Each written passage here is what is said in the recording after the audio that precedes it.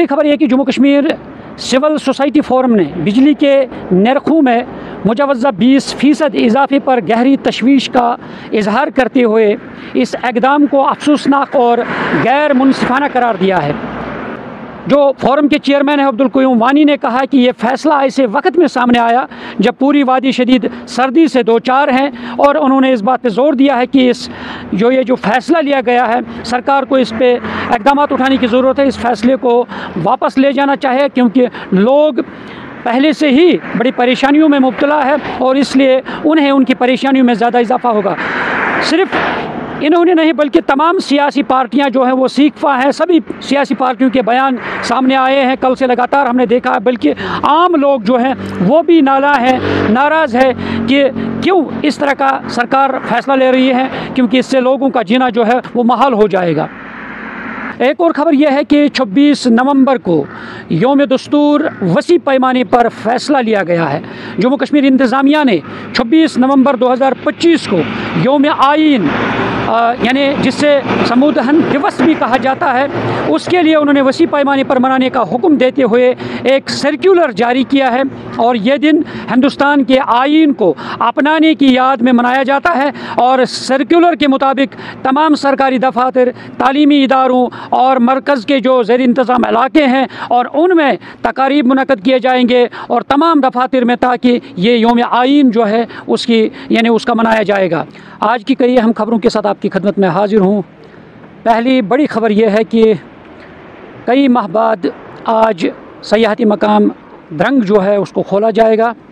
जिस तरीके से MLA गुलमर्ग फारूक अहमद शाह और अपनी पार्टी के नायब सदर व साबिक वज़ीर गुलाम हसन मीर, उन्होंने कल ट्वीट करके LG इंतज़ामिया और सरकार का शुक्रिया अदा किया है कि कई माह बाद द्रंग को खोला जा रहा है। क्योंकि द्रंग की अगर हम बात करते हैं, क्योंकि जब पहलगाम में दहशतगर्द हमला हुआ है और उस हमले के बाद सरकार ने मुख्तलिफ़ जो टूरिस्ट डेस्टिनेशंस है उनको बंद किया था वक्ती तौर पे, तो फिर आहिस्ता आहिस्ता सरकार ने LG इंतज़ामिया ने जब मरहलावार तरीके से उन्होंने मुख्तलिफ़ डेस्टिनेशंस को खोला था और आज भी द्रंग जो है वो बंद थी कल तक, और बहुत सारे जो सयाहत से जुड़े लोग हैं वो इस द्रंग पे वाबस्ता थे।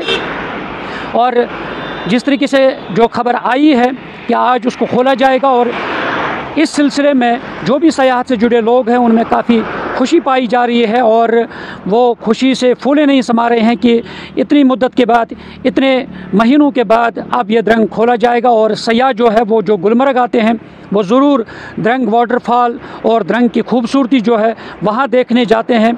और आज से जो सयाह वहाँ पे जाएंगे उनमें भी खुशी पाई जाएगी, क्योंकि जो लोग वहाँ पे कुछ ढाबे वाले हैं या सयाहत से जुड़े लोग हैं, ATV बाइक्स चलाने वाले हैं, और इन महीनों में उनका रोज़गार जो है काफ़ी मुतासिर रहा है। अब कहीं ना कहीं उनको राहत मिली है, खुशी की खबर है कि अब वो अपना रोज़गार दोबारा चालू कर सकते हैं।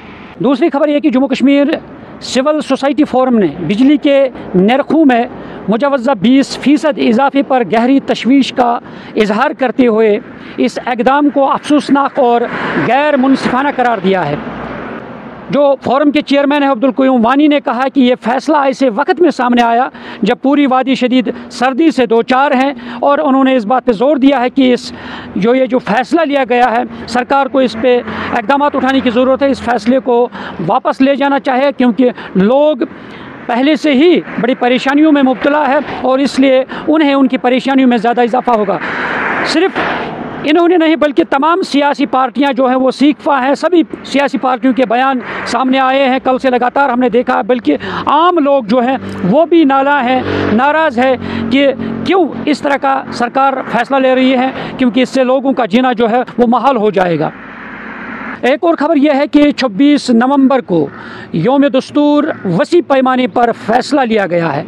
जम्मू कश्मीर इंतज़ामिया ने 26 नवंबर 2025 को यौम आइन यानी जिससे समूदहन दिवस भी कहा जाता है, उसके लिए उन्होंने वसी पैमाने पर मनाने का हुक्म देते हुए एक सर्कुलर जारी किया है और ये दिन हिंदुस्तान के आइन को अपनाने की याद में मनाया जाता है। और सर्कुलर के मुताबिक तमाम सरकारी दफातर, तालीमी इदारों और मरकज़ के जो ज़ेर इंतज़ाम इलाके हैं और उनमें तकारीब मुनक़्क़द किए जाएंगे और तमाम दफातर में, ताकि ये यौम आइन जो है उसकी यानी उसका मनाया जाएगा।